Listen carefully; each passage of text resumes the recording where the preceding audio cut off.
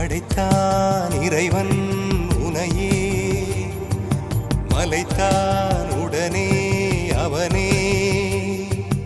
அழகை படைக்கும் திறமை முழுக்க உன்னுடன் சார்ந்தது, என் விழி சேர்ந்தது. விடிய விடிய மடியில் கிடக்கும் பொன்வினை உன்மேனி மீட்டட்டும் என் மேனி. இறைவினில் வந்து கலந்திடு, வீரல் பட மெல்ல காணிந்திடு.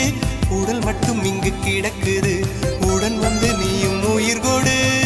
பல்லவன் சிற்பிகள் அன்று பண்ணிய சிற்பத்தில் ஒன்று